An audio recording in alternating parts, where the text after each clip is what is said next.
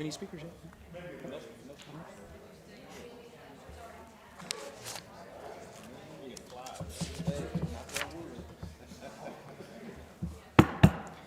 All right, good morning. Welcome. This is the Board of County Commissioners regular meeting, January 18th, 2022. It's 9:01 a.m. Please turn your cell phone to the vibrate, silence, or off setting. The Board of County Commissioners allows any person to speak regarding an item on the agenda. The speaker is limited to 3 minutes unless otherwise determined by the chairman to allow sufficient time for all speakers. Speakers shall refrain from abusive or profane remarks, disruptive outbursts, protests, or other behavior which interferes with the orderly conduct of the meeting.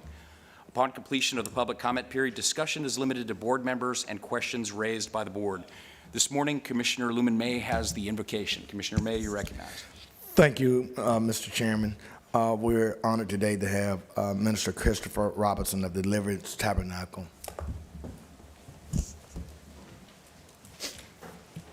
Morning, Commissioner Prakash, Commissioner May, Commissioner Berry, Commissioner Bender, all the administrators. Let us pray. Father, we come to you in the name of your Son, Jesus, thanking you for blessing us with your presence. God, we thank you for your word that gives us the principles to live by and forms the foundation of the laws that govern us. Father, I ask that you would bless us with your spirit of peace and cooperation, that you bless these administrators here, these commissioners here, Father. Your word declares that let us be subject to those that have rule over us. And Father, it also declares that he that be greatest among you would be the greatest servant. So we thank you for your providence.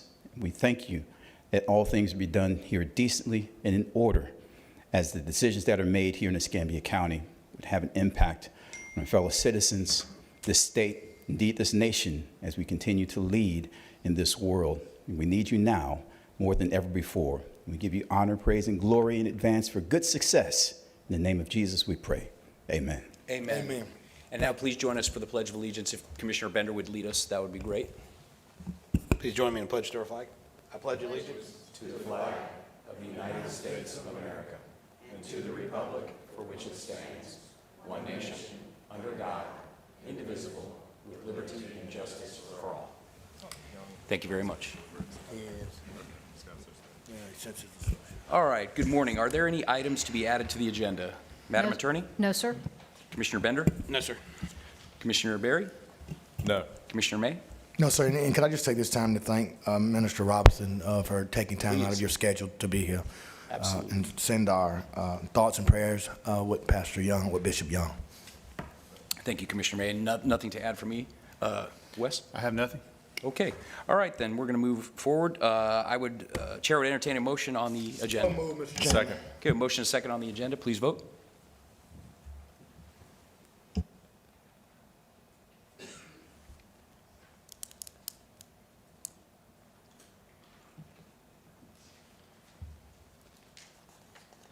All right, the agenda passes 4-0 with Commissioner Underhill off the dais, and I'll just point out I've received word that Commissioner Underhill will not be able to be here today due to the fact that he's under the weather.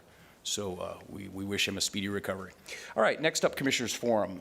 Commissioner Bender, you are recognized. No, sir. In interest of time, I'll hold comments. We appreciate that. Thank you, Commissioner Berry. Thank you, Mr. Chairman. I want to, one of the groups that got a proclamation last week from the board is Cantonment Improvement Committee, and just want to additionally recognize them today and let everybody know there's going to be another 10,000-pound food distribution in Carver Park this afternoon. Right on. So it's it's fantastic when groups do organizations that deserve the recognition like they got. It's even better that once being recognized, they continue that good work. Just like just like some of the people, once they're recognized, you hope that they continue the good work that earned them the recognition as well. And I want to congratulate my dear friend and colleague up here. Has had a more effective last week than most of us. So congratulations. It's very difficult to procure private money. Arguably more difficult than it is to procure public money. So it's quite a challenge. So congratulations. I appreciate that, Commissioner Berry, and certainly thank you for the support. And we certainly do want to thank all of our philanthropy friends and civic and community-minded friends who kicked off the day of service in honor of Dr. King. It was important because of many of the cancellations that we had for our parade and our prayer breakfast, but to be a part yesterday of a day of service and giving, was great.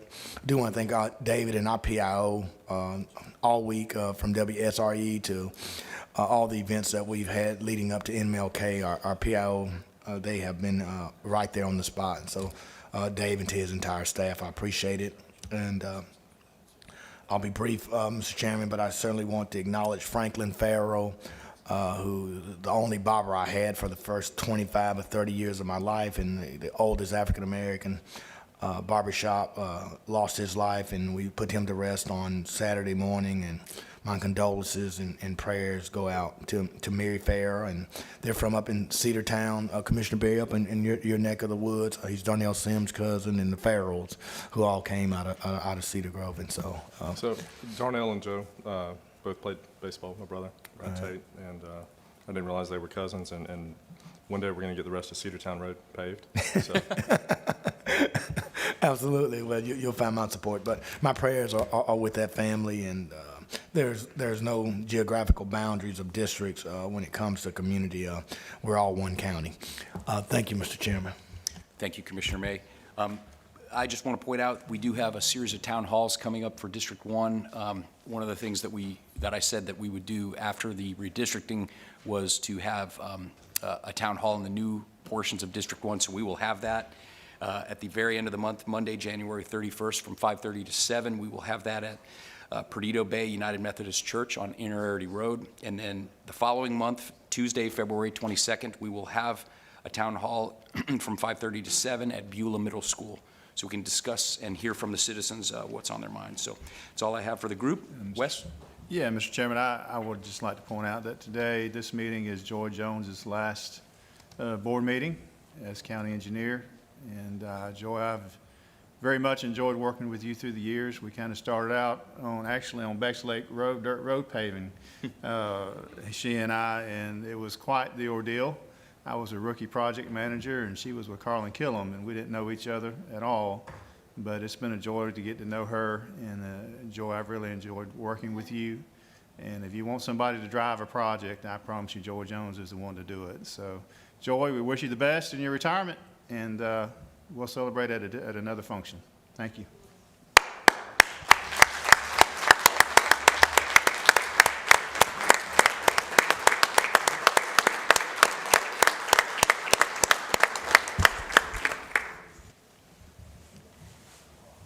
Thank you. Mr. Chairman. Yes, Commissioner May. I do want to say something about Joey, because working at the county is like getting a boat. I mean, the best 2 days are the day you get it and the day you sell it. So, I mean, the best 2 days is the day you come to work for the county and the day you leave.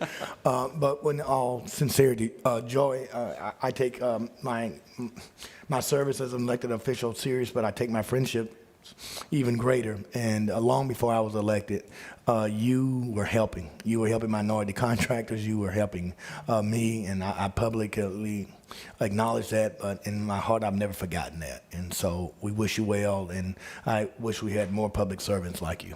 Thank you so much, Joe. Thank you, Commissioner May, and Joy, I wish you the very, very best in your retirement. However, we do have you for a few more days, and I sent you an email earlier this morning about the Floridian Ditch Project, so if you could please help me out of that one before you run out the door. Jeff, you and I hadn't gotten in a fight on this dais in at least 12 months, but she's going to have to get my projects done first. I mean, It's a race. She got to remember who her friend was in the beginning. Oh, yeah. Yeah, I mean, when she hired Michael Rose, I mean, come on. Bring Michael Rhodes into the deal. Yeah, get somebody to get my dang projects done. But in all seriousness, Joy, thank you for stepping up, and there's been a tremendous number of projects in my district alone, so I have no idea. I'm sure you're inundated from my counterparts. So thank you for everything you've done, and I guess the only thing I'll say is just give a thorough handoff to your successor, because whoever that person is going to have to hit the ground running. So thank you.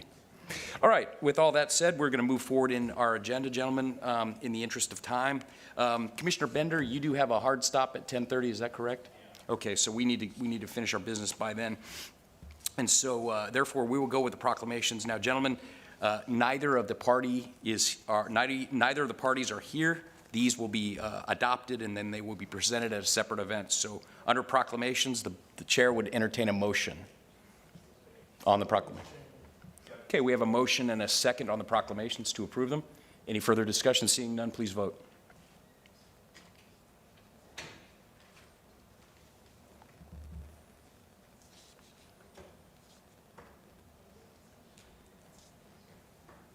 All right, the proclamations are adopted unanimously, 4-0, with Commissioner Underhill off the dais, as he will be for the rest of the day. Next up, written communication. We've got 2 items here. Madam Attorney, you're recognized to describe your items. I'm sorry, you're doing the written communication? Correct. Okay, there are 2. Sorry, You're all right. I have 2. We're moving 2 quickly. items, yes, sir. The first one is James O'Toole is requesting lien relief for 35 Carver Drive. It's my belief that this is in District 2. Mr. O'Toole is seeking relief from code enforcement liens that were actually against the prior owner of this property, which was 5T Wealth Partners Limited Partnership. He purchased the property by quitclaim deed in January of 2021. At that time, it was encumbered by 3 code enforcement liens. The county administrator did provide relief from one of the liens and authorized a partial release for payment of $6,000 towards the $7,900 lien. However, the administrator was not able to give relief on the other 2 liens, but because those 2 cases were still open violations, 341 Washburn Street and 205 Webb Street.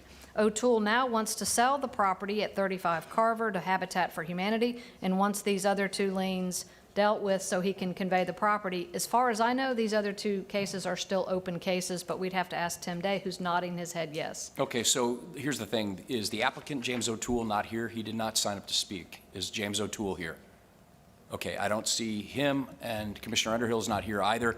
My recommendation, gentlemen, is that we drop this item and bring it back later unless there's some time sensitivity to it. If there isn't, the chair would entertain a motion. Second. Okay, we have a motion and a second to drop it. Any further discussion? Please vote.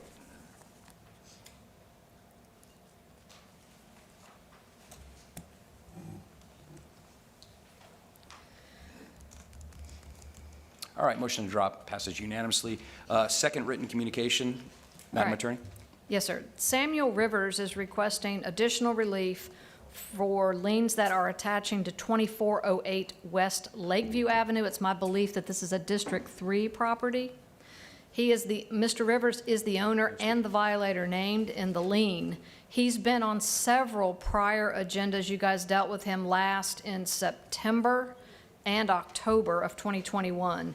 In September of 2021, you guys authorized $2,855 in payment from Mr. Rivers in exchange for a release of the lien against Mr. Rivers' 13 properties. However, it later became very difficult to discern exactly which 13 properties that is because Mr. Rivers actually owns a whole bunch more than 13 properties. It became very unclear which 13 properties he wanted it released from. It's a big mess. And long story short is he has more properties than just the 13, and he is the owner violator. You guys have a lot of discretion to do with this as you wish. Is he here? No, he's not here today. I mean, he hasn't signed up to speak. Let's just call him out. Mr. Rivers, Samuel Rivers, are you here in the audience? No, I don't He's see him. asked for a cancellation of the lien totally against any properties in exchange for the $2,855. Well, he can ask for whatever he wants to ask for. We're not going to do that because we're not going to continue to let people buy properties in District 3 with a bunch of liens and don't clean them up and just hold them on and come for cancellations. That's not the way it works. I mean, you know. Yes, sir. Chair would entertain a motion. Can we hear from Tim first? Sure. Thank you, Commissioners. This has been in front of you a couple times before. One of the questions is whether his properties are in compliance. They are all in compliance at this point. The one thing that is unusual about this is an owner violator. This is a 2006 case where it was in violation for a year and 7 months before the county abated it with about $2,000 worth of abatement costs. The daily fines that were running were $100 a day, which is quite a bit, even in the 2006 And era. he bought the property from the owners. Yeah, well, he was the owner at the time it was in violation. Oh, it was? And Yeah, so he was the owner in he 2006. is the owner violator. you know, to me, I would make a recommendation, at least at a minimum, 10% of that would be $5,910. The neighbors of this property did put up with unsightly conditions next to them for quite a bit of time before we were able to address it. I mean, the minimum, Tim, we're going to do is 20% that I'd be willing, Mr. Chairman, to be comfortable with, and no more for this violator. He's a violator, 13 properties, that plague my district. Clean them up. And, the people buy these properties, expect for the county to clean them up, and then they come and spend 5 minutes down here and ask for a lien forgiveness. I'm just, I'm just not going to do If it. I'm looking right, that would be $11,820. That'd be my motion, Mr. Chairman. I'm sorry, please. That's what we're forgiving, or that's what we're, So that's what you'd be settling his outstanding. okay, so we'd be collecting the 20% of the total outstanding? Yes, sir. Plus the hard costs.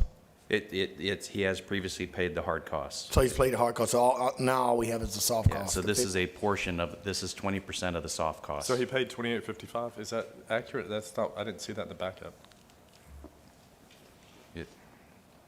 I'm not sure that I don't have, So I don't know if he's actually, my That's what he apologies, said. I don't know if he's actually paid it. At a previous board action, which has been more than 60 days. yeah, I don't know if he paid it or not. He received that relief. So Tim, why is this sorry, his what? fourth time? I'm sorry, Steve. I apologize. What relief? You say he received that relief? You guys voted in September to give him relief in exchange for $2,855. The never problem paid it. is, it was very difficult to discern what it was releasing. So he because- wanted relief from the 13 properties or from 25 properties? From 13 It properties. was And then he didn't 13 in name the them. original, Yeah. in September he asked for 13, and then we found out later that he has as many as 25 properties. So are 25 leaned or 13 leaned? They were all leaned. They were all leaned from this property, from what generated from this. Okay, they're all supposed to be, or they were all? Correct. They're all Yes, supposed it to be. spidered all of them So all 25 of them have liens on them. Correct to which? They're all supposed to be? that or are they all- generated from this case. The lien attaches to all of them. Hypothetically, Correct. is that what's happened, or do we know? Well, that is legally what has happened. The problem is, he didn't identify, when he Okay. got relief from you guys, he only asked for half of the properties to be released. We didn't realize that he had this other cache of Okay. property, so So I second they're the affected as well. That's why he's coming back. I second the motion for the 2855 hard cost plus 20% of the fines. Was that the motion, Lumen? Yeah, Okay. that's fine. So we have a motion. Do you understand that, Delana? Yes, sir. I have the 20% of the total outstanding plus the hard costs of $2,855. Does that comport with your And, motion? and that would be all the liens on all 13 properties, Tim? It's like 25 properties. So that So resolves. I keep the hearing liens. 25, but does 25 mean we have 25 violators, 25 violations, or just No. one violation that Because attached he's- to 25 No, properties? because he's the owner violator. The effect of the law is that it spiders off and touches every one of those properties in an attempt for the county to be able to recoup it. So for what's the whatever- effect if we pass this motion, Madam Attorney? I believe what they're asking, I believe the effect would be that it would totally cancel out the lien and it won't attach to anything To any anymore. property? So is that what you all want to do? Right. So it's regarding the violations that took place only on the Lakeview property. Right. So the only violation is on Lakeview property? Correct. The Lakeview property, when it ran for about a year and 7 months, generated almost $60,000 in soft Okay, fines. so on the other 13 properties, are there existing liens that still, We don't have any existing issues with his remaining properties. none of them? And how many have we waived before? Because this is like the fourth time that he's come before us. It will be a second attempt on this same property. But how many other properties have we waived him for, I believe is the question. To my knowledge, this is the only one. Okay. All right. You So guys we- good to we- go? So just to clarify, and I think this is what I've heard. Out of the 25 properties, this is the only one that's had a lien put against, it was the only violation that's occurred, which then resulted in the lien being put on the other 25 properties. Correct. That's what I want to be clear Yeah, of, Tim. so- There's no other violations on any other 25 properties that we're going to. That's correct. Allison's going to find out later on that they had a code enforcement lien on one of the other properties. That's correct. So, all right, if that's the case. We're good? We're good. All right, we got a motion and a second. Please vote. And you understand the motion? You good? I believe I do, yes, sir. I will go back and listen to the audio, but I have to provide cancellation of liens on all 25 properties with the collection of the 20% of the total outstanding and the $28.55 in hard costs. Sound good? The Yes. 20% would be the 20% would be the fines outstanding plus the hard costs, not the. Fines outstanding plus the hard costs. Okay, got it. And the only reason we're waiving the 25 properties, yep, is because they're saying it was only one violation. And that's reasonable. Okay. All right, please vote. Thank you, Madam Attorney. Thank you, Delana, and thank you, gentlemen. All right. Next up in our agenda will be, did the clerk's office receive the proofs of publication for the public hearings on the agenda and the board's weekly meeting schedule? Mr. Chairman, the clerk's office has received all proofs. Move to waive the reading. Okay. We got a motion and a second to waive the reading. Any further discussion? Lumen, your light's on? Oh, I'm sorry, No, sir. you're all right. Please vote.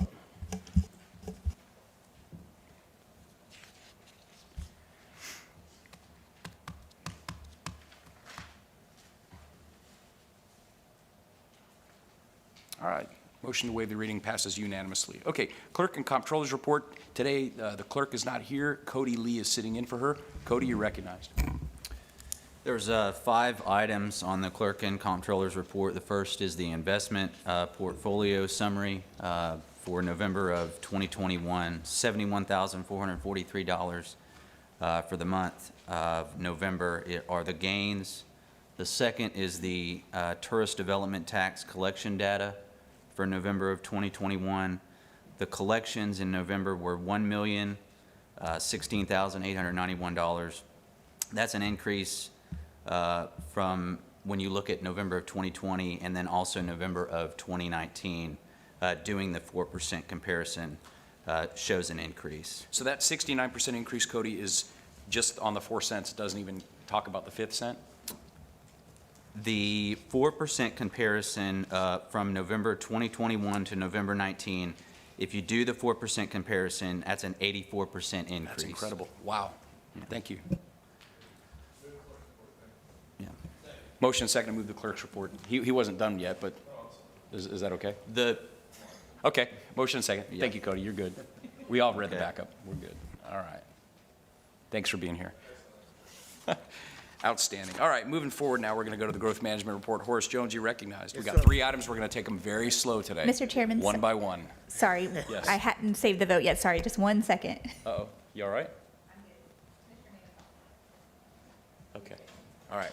Passes 3-0 with Commissioner May off the dais. All right, sorry, Horace, you're recognized. Let's sir. do them Yes, one sir. by one. Yes, sir. Growth Management Report, the first action item is a recommendation concerning the final plat approval for Jennings Place Phase 2. We have no speakers. It's in my district. I support it. Chair will entertain a motion. I'll move it if it's in your district, Yep. Yep. Motion second, please vote. And I will, as we vote on this, I will compliment staff for staying after it. We had numerous problems. Yes, sir.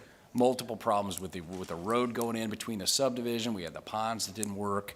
And, I mean, we followed up on that just in case people out in that community think we didn't. We did, and we ran them through the ringer. But we got to make sure they follow the rules, right, Horace? Yes, sir. Yes, sir. All Yes, right, sir. next item. The next item is a recommendation concerning the final plat for Ironwood. They had asked for this item to be rescheduled again to February the 10th, the first meeting in February. All right, motion and second to reschedule item number 2. Please vote.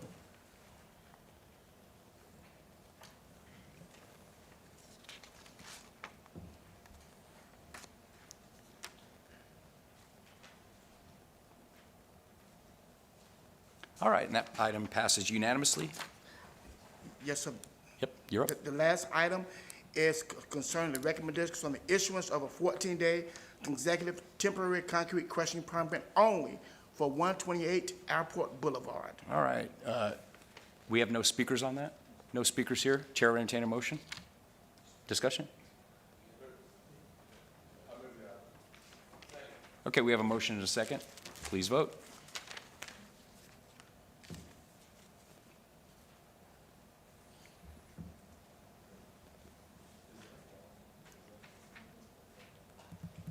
All right, the item passes unanimously. Thank you very much, Horace. All right, County Administrator's Report. Wes Marino, you recognized? Mr. Chairman, there are 6 items on the technical public service consent agenda, and there are no changes. Okay, we've got 6 items on the Technical Public Service Consent Agenda. Now, we did not have our review session. I assume that my counterparts... I'm good with everything on that move, except for Claire and Mike. I do have one issue, Wes, we hadn't had a chance to talk, and it's real simple. And I talked to the attorney about it. The license agreement of 5 years, typically we do 3 years. These things are ran by neighborhood association, sports association. These people wrote in, they don't stay there 5 years, and sometimes, there's bad actors. So I'd just rather move that number to 3 years than 5 years, and that's typical of what we've done. Can we unilaterally do that, or do we have to bring it back? Right. The board can direct in its motion that all of these need to be amended to reflect a 3-year term instead of 5. And So we when I can- go to sign them, that will already have taken effect? Well, we'll have to bring them back. They won't be potentially ready this morning, but yes, we'll bring them back to you for signature with the reflection of the 3 years instead But of. can I make the motion and it passes, we don't have to do anything other than sign it? Absolutely. Okay. That's the motion? So I would move the car technical and service agenda with the amendment to car 1. Okay, we have a motion and second for the entire slate, with item 1 being amended. Any further discussion? Please vote.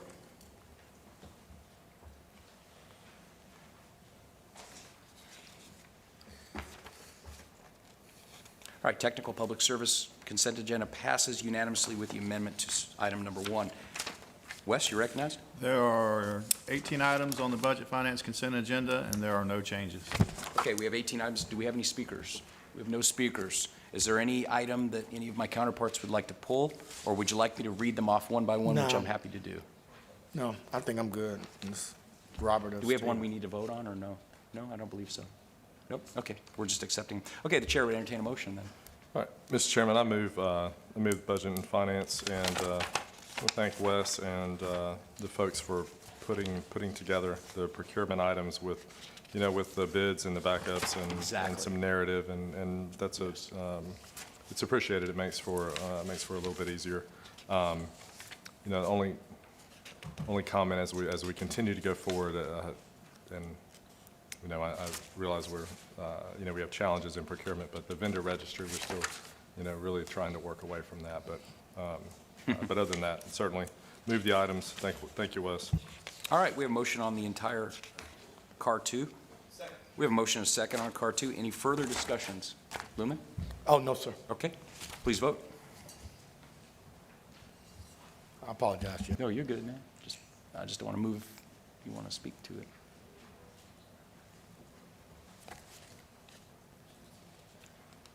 All right, CAR 2 passes the entire slate unanimously. Now we're going to go to Wes's discussion items. Wes? Yeah, Mr. Chairman, thank you. We have 3 discussion items. The first is recommendation concerning the Escambia County American Rescue Plan Act for 2021. Funding request for Project Universal Access, and I'll ask Chips to come and discuss that if you have any questions. All right, yeah, please, Chips, you're recognized. You want to go through it? Good morning, Commissioners. This is an item that was discussed back on October 21st, 2021. The board discussed a list of projects that the staff brought to you for American Rescue Plan funding, and this was one of those projects. It's basically to implement about 90% of the projects that were identified in the needs assessment report for Pensacola Beach and Perdido Key to improve ADA disability access.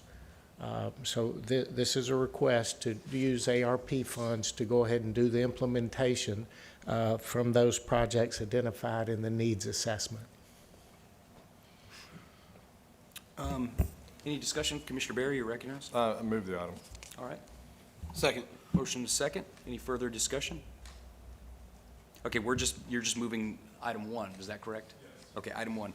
All right, please vote on item 1.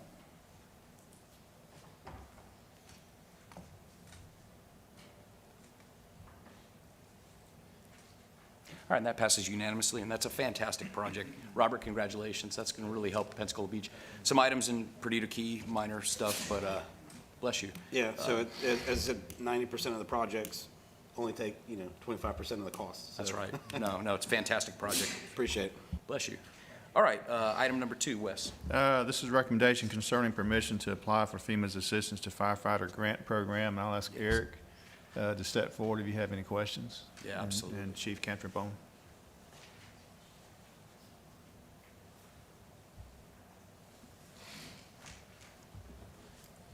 Morning. Morning, Commissioners. Chief Catrabone and myself are here to ask for discussion, ask permission to go forward with requesting for America Fire Grant. There's 2 parts to it. One part is for an apparatus, which is 10% matching that the county would have to put up if we get selected for the grant.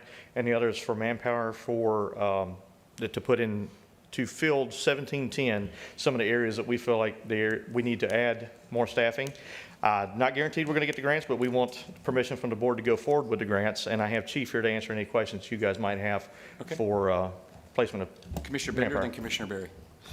Yeah, I'm in support of this. I think it's great that we start using these, especially when they start paying for some of the funding for the first couple of years, knowing that it's a future need. So it's Correct. 3, but I think the last time they even went up to 5, didn't they? Previously, it was 5. I mean, when you and I had a discussion, it was 5 years. This one is a 3-year cycle. It's a 3-year So it's cycle. 75, 75, and then 25. So So in I was 4, mistaken. Yes. So anyway, It yes. sounded better at 5. It did sound better. I agree. At 100%, 2 years, first 2 years. I totally agree with you. It still sounds good. Okay. But yeah, I mean, it's a need that we have, and if knowing that they're going to help us for those first 3 years, then it gives us a little bit of time to make sure we secure the funding on our end. So I don't know what the board's appetite is for, what their experience is previously, but Chief, appreciate your work on this and the relationships you have there. Commissioner Berry? I move the item if there's no more discussion. We have a Second. motion and a second. Any further discussion, guys? Good luck getting that grant. Thank you. Hope Thank you get it. Please vote.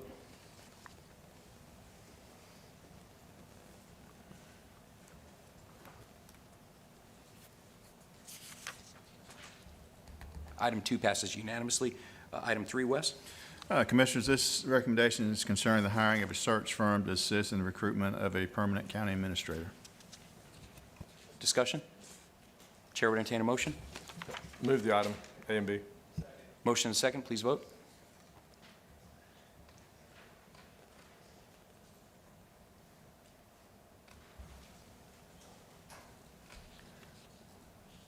And that item passes unanimously, and I just want to say for the record, Wes, I think you're doing a hell of a job, and I was in no rush.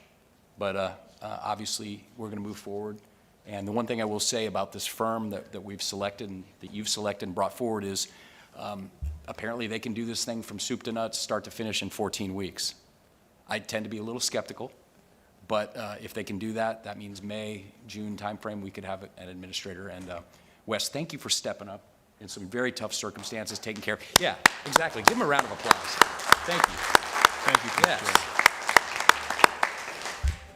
It has been an honor to work with the board and to step into this role. It's quite the learning experience for sure, but I think with support of the board, you've accomplished quite a bit in the 6 or 7 months that we've been at this, and so we're going to keep working hard. We're going to keep making strides in the right direction. So I Well, appreciate we appreciate your service, and in And they're particular. not going to have nobody in 14 weeks. You don't believe it? No. Come on. Come on. You don't. Well, They did that in the presentation. We've done this rodeo before. And Wes, I agree, you're doing a great job. And honestly, Jeff, I mean, if they brought some names back in 14 weeks, great, but I don't see that happening. I don't think so either. No. Anyway, thank you, Wes. We're not going to extend their contract for any more money, so, I mean. Never say never, man. Never say never. All right, very good. Moving forward to the county attorney's report. Allison, you're recognized. Thank you, sir. There's one discussion item. This is something that was brought to me by a couple of the commissioners, and there is some interest in discussing whether or not the board wants to memorialize a policy or an ordinance relating to county employees or contract employees or not, and whether or not they should be able to run for elected office while employed or being paid by the county. I would advise that if the board is interested in doing this, give me some basic parameters and let us bring something back as a draft for you all to look at. Commissioner Berry, you're recognized. Thank you, Mr. Chairman. I'm going to move the item in the context specifically that the county attorney said, where she mentioned board employees as well as board contract employees. Yeah, no, I think that's great. So any other discussion before we move it? Because he's made a motion. Do we have a second? Second. Second for discussion. Discussion. All right. So, Allison, Lumen, you're recognized. Thank you, Mr. Chairman. Is there anything within our ordinances or our policies that would prohibit someone from running now? In my opinion, not that would prohibit them from running. We do certainly have some policies. It's actually a misdemeanor in Florida for you to use county time or county resources to help a campaign. So we do already have some employment policies that talk about employees and politics. You get into some real rabbit holes kind of things if you start trying to apply them to the situation of someone actually running for elected office. So in my opinion, no. And you've got some people that are in various stages of employment, like you have contract employees, you have people who are employees directly of commissioners and not the administrator, or the county attorney and not the board. And so my opinion would be that no, you don't currently have anything that prohibits an employee. There is a state law and there's a federal law that does address that, but we have had situations where we've had employees who fell outside of the state and federal parameters. So if you want to tighten down the hatches on this, we can bring you something back. If you want to continue to allow the existing policies and the state and federal laws to govern, we can certainly do it that way as well. So an employee couldn't make a contribution to a commissioner who's running, correct? So, I actually believe they can. oh, they can? Mm-hmm. Or a commissioner's opponent. Oh, so Yep. they can? Yes, sir. Wow. In my opinion, yes. I checked your finance sheet, no one ever gave you any money. Yeah, you didn't get any donation. Well, that's, opponents of yours got donation from staff, yeah, I kind of understand that. So what you're saying, an employee can give a contribution? Yes, sir. Okay. Yes, sir. So what are their limitations? They can't have a sign in their car parked in our parking garage, correct? They can. You cannot stop that. Oh, so they can put a bumper sticker on their car? Every election season, we go through 1,001 flavors of what they can and can't do. I mean, Well, no, I'm glad you cleaned it up because every time Yeah. I asked for a donation, the employees told me they couldn't. But,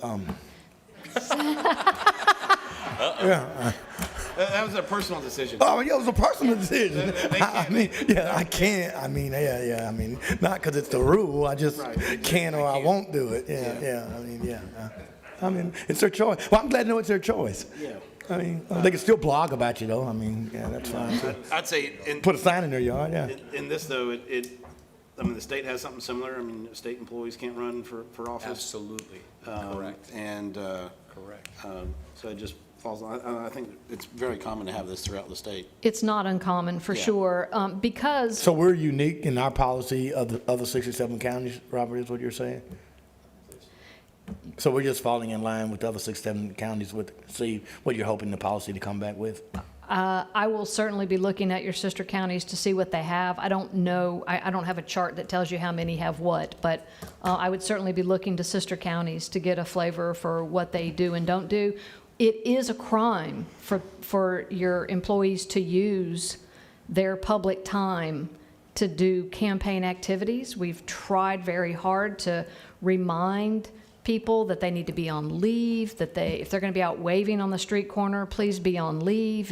If you're making cold calls, whatever you're doing, you need to be on leave. You're not supposed to be on county time, county computer, county phone. It is a crime. So we do try to monitor this the best that we can, but, I don't know what's going on out in you don't know what No, you that's don't know. fine. Steve, that's your motion? Yes. Did you second? No, I'm good with you. So yeah, I'll just weigh in for a minute. First I want to state for the record, I'm glad that we're having this discussion, but I also want to state for the record, I did not bring this. I had an employee run against me 2 years ago. Many people know what happened, and, that employee came in third place. So I don't have a problem with anyone running. But I will say this, the employer has a say.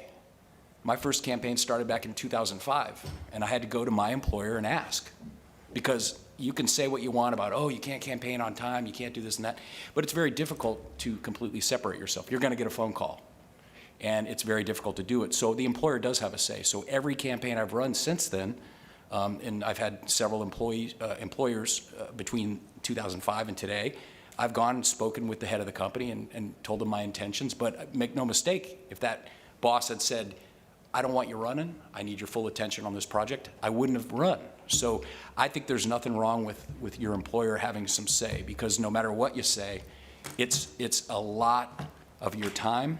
It's a lot of your attention. And if, depending upon what your work schedule is, it can be a detraction. So I like the discussion. I look forward to what you bring forward. Now, I would simply ask you this, though. A couple of years ago, before someone ran against me who works here on the 4th floor, you came to me and said he was within his right to run, because I asked, I didn't even know that was going to happen until it happened. And again, it didn't matter. He got beat real bad. But you told me he had the right to run. So what's changed in 2 years? What's the difference? I believe he still would have the right to run. That's why I'm saying that's not why I'm saying. No. I've been asked by some of your colleagues if we should maybe address this and change our rules to make it so that that would not be able to happen. But I believe that was a component of our conversation at that time, and I don't remember that being an option. Again, not that I would have brought it forward, because by that time it would have been it would have seemed vindictive. But Respectfully, we could have pursued the idea of amending the code, but it's still my opinion today that that person would be able to run. unless we have this. Unless we. So what does batten that down look the like? hatches. So if you are a commissioner's aide, let's just be hypothetical. If you're a commissioner's aide and you work this odd, flexible schedule, you could pretty much do anything you want and say, well, I was flexing my time. I was actually out in the field, but not working for the county. So how would you ever, Right. is that really the impetus for this, so that you, and if the person said, well, I'm going to do it anyway, what would happen? You hold their paycheck, or do you fire? What would happen? Well, I would think that if the goal is to address everybody who gets pay from the county, as opposed to just the people who work directly under the administrator, if the goal is to touch everybody, as you know, aides are the direct employee of the county commissioner. Correct. Okay? So in order to do that, I would say you probably need an ordinance, not an employment policy. Okay, do we Number need to one. modify the motion? I think what they've asked for is just to bring back a draft, so Okay. the flavor of the conversation helps me know what to bring back. Okay. So I would think that if that's the goal, then you want to have an ordinance that says that anyone who's collecting pay from the Board of County Commissioners, for example, would not be able to run for elected office, including contract employees, those governed anywhere on the org chart kind of thing. And if they did say, well, I'm going to run anyway, they could resign and then always apply for their job back once they lost. Yeah, Or, if they did, Presumably. once they lose, they can try and get the job back. yeah. I know that a couple of the things that I've seen, they consider it to be the effectiveness of a resignation, whether you actually resign or not. Well, I just want to say again, because we kind of glossed over, Robert made the point, which is a very good point, but most jobs like this, if I wanted to run for a higher office, state of Florida, for example, there is the resign to run law. So I had 2 years left on my term as a school board member when I ran for this job.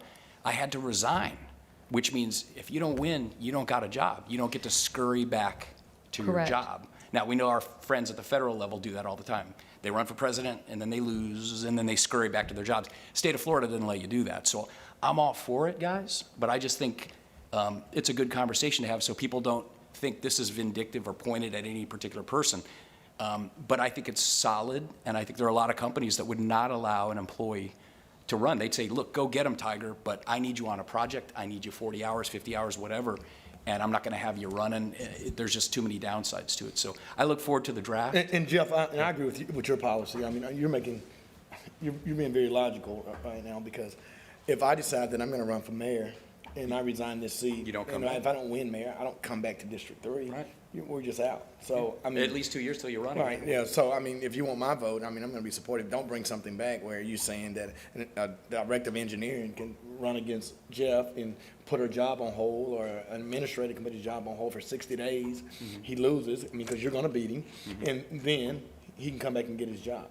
I'm not going to support that. So- There's risk and rewards. If you want to quit your job and run, quit your job and run. Well, That's it. like Matt Damon says, the future favors the bold, right? In the Right. commercial about crypto coin or whatever.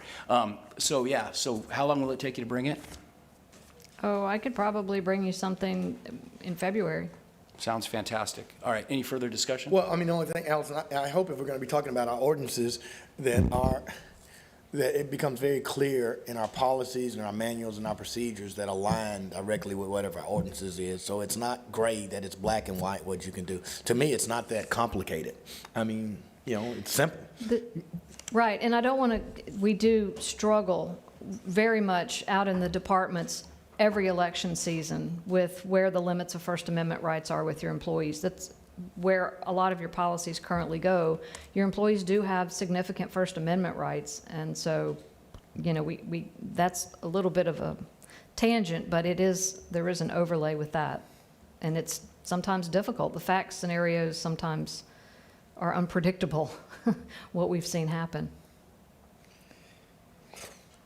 All right, we have. So, with saying that, Allison, you believe you're going to be able to clear it up? Because, I know you said we deal with it every election. I think that would be the intent of my colleagues here, to clear it up so we don't have this problem during the election. We can certainly try. I think it's difficult. The First Amendment is difficult to predict what people are going to do. But yeah, we'll dust off the existing policies and we can talk about that at the same time. Robert?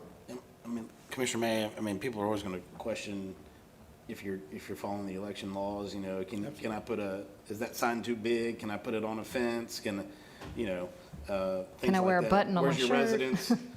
All that kind of stuff. And I don't think that's not for us to take up. That's for the elections board and supervisor of elections. But And no way am I saying that. I'm just saying, just make sure the policy is Right. as clear and as black and white as it can I think be. this only pertains to employees and that work for us running for office. Right. And I know there were people that were surprised that we didn't already have something prior to the last election cycle. So, Yeah, Well, for your sure. employee gets mad and they run against you. That's fine. With your but don't- highest ranking folks, it's usually not an issue because the state law is going to get you, or the federal law in some cases will get you. It's when you start dealing down the org chart that it becomes more complicated, and sometimes there's nothing that prohibits it. That'll be good. I can't wait for the discussion. Going to be fantastic. Any further discussion on it? Please vote.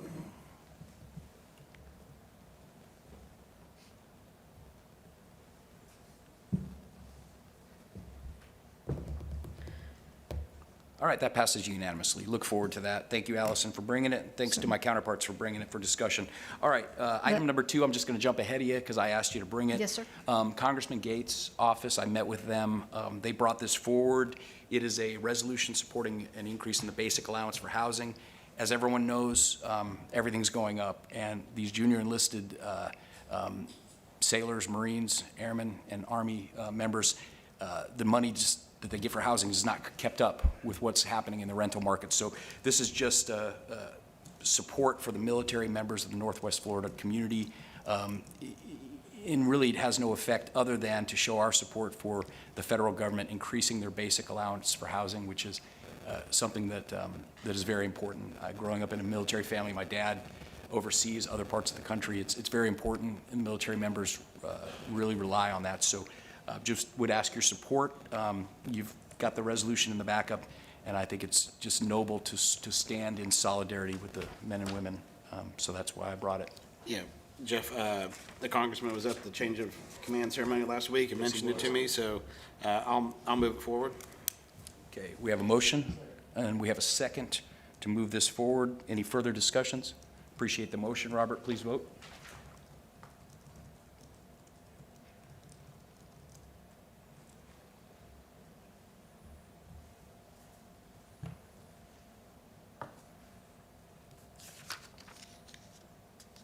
All right, and that passes unanimously, and I'm glad that you mentioned that. I should have mentioned that in the Commissioners' Forum, but Commissioner Bender and I had the privilege and the opportunity to attend Captain Timothy Lucky Kinsela's retirement ceremony and change of command out at NAS Pensacola, and it was a fantastic event. We wish him well. We're very fortunate as a community to have him retiring here in the local area. I look forward to whatever he brings forward. And I will say, I've been to a lot of the change of command ceremonies, working out there for a number of years. And it was somewhat unique in that one of the speakers who was brought was a non-military person. He was actually a pastor from here in town who was the pastor of Captain Kinsella. And he just gave a fantastic, just an amazing speech. So just glad that everyone from the community was there. It was a great event. So Robert, thank you for being there as well. All right, Allison, you're recognized. Thank you, sir. There are 4 action items on the county attorney's report. I can go through them individually if the board wishes. Move all 4. We have a motion. Second. Motion and a second, please vote.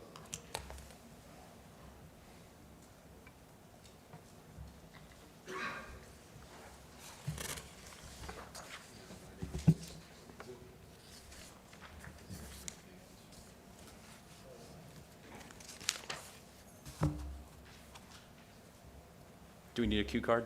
No? Action items passed unanimously. All right, anything else from you? No, sir, thank you. That concludes my report. All right, and there were no items added to the agenda, correct? No other speakers? No other items? Any announcements? Anything for the good of the order? We're going to get out. All right, we're adjourned. That's the way we